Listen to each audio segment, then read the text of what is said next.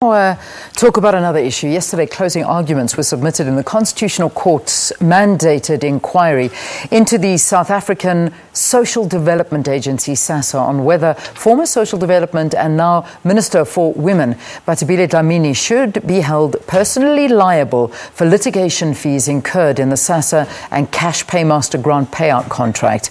NGO Black Sash legal representative Geff Budlander told the inquiry that Minister Dlamini was an embarrassingly poor witness who lied in her testimony and knew all along that she wouldn't meet a deadline set by the Constitutional Court.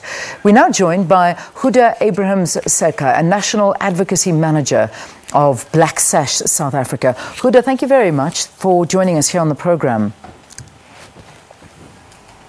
Hi, good morning. Thank you for having me. Please remind us about the role of the Black Sash in this matter. The Black Sash brought an application last year in 2017 when there was a concern about grant beneficiaries being paid their social grants. This arose as a result of a delay when there was a concern about the service provider, and SASSA had assured the court that they would be ready to pay social grants and insource it. But there were problems with that and delays, and they let the court know at the 11th hour that they will not be able to insource payments. So that's the background to the application that Black Sash made, and it was an urgent application to the Constitutional Court. Okay, so let's turn our attention to Minister Bathabile Dlamini being described as a poor witness. Why? Well, she was evasive. She wasn't cooperative with the court. She didn't even want to comment at some stages. And the judge even had to intervene in some instances to guide her to answer the questions. So she would sometimes be long-winded and not actually answer the question, but ask another question. So that's really the... I mean, did you kind of feel that there was actually... You got nothing out of her? Yes, that's precisely the point, because you had papers that were filed with the judge in the inquiry as well as the court, and you had different evidence in terms of oral testimony as well.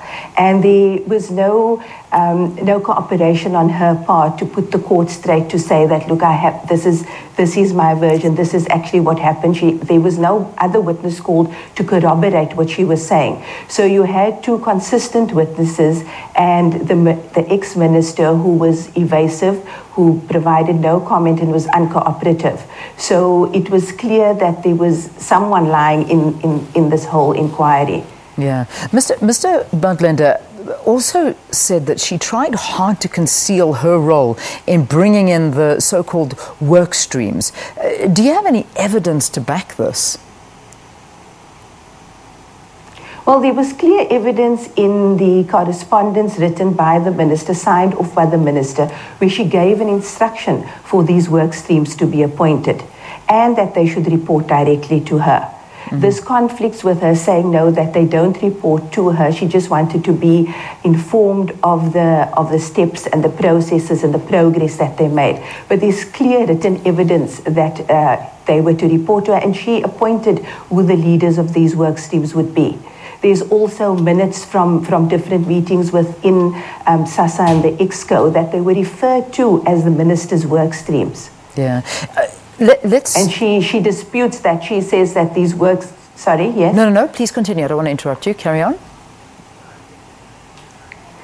So she says that these work streams had to report to SASSA and she would be informed of it. But there's no evidence that was put to the inquiry that she, in fact, that the work streams actually reported to SASSA at all.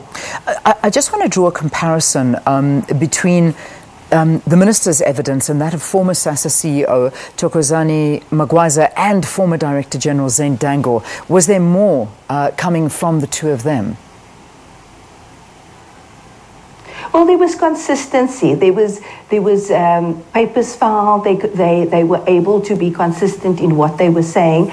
They were reliable witnesses, if they can be described as such. They could corroborate what they were saying with the paper trail, whereas the minister had conflicting versions of what they were saying, and there was no evidence to corroborate what she was saying, either through a paper trail or through a corroborating witnesses. Yeah. Ultimately, what would Black Sash and Freedom Under Law like to see come out of this? I mean, and I do put as an example what has happened now. I mean, we look at what's happened with the Life Dlamini hearings, and you've got a lot of people that feel very satisfied and vindicated. What are you hoping comes out of this? Well, in this regard, the inquiry is about holding the ex-minister personally liable for the legal costs. So we definitely want to see that happen. She is a political legal head, and there should be accountability. She's got an constitutional obligation to ensure that grant beneficiaries are able to exercise their right to get social assistance. And that has been, she's created a crisis. So she must be held accountable. There should be transparency. And besides paying the legal costs, the question that should be asked is, should such a person be the minister? Whether it be in another portfolio, because at the end of the day, there is a constitutional obligation that she has to fulfill. And there's ethical professionalism that a minister has to have, which she has failed to show through this, the fact that she didn't act in good faith, and there was negligence as well. Yeah. Well, I mean, it's a very important aspect when it comes to setting precedents and going forward. So where to from here? I mean, let's just sort of wrap this conversation up. What's the next step? Well, the most important thing that Black Sash is concerned about is that beneficiaries must be paid their social grants. Yeah. There is an order pending now. We're waiting for the Constitutional Court to make a decision as whether the current service provider will be granted an extension to continue being responsible for paying social grants. And so that's a different, that is what we're waiting for, but that's ultimately what the challenge is at the moment, is to ensure that beneficiaries receive their grants without interruption.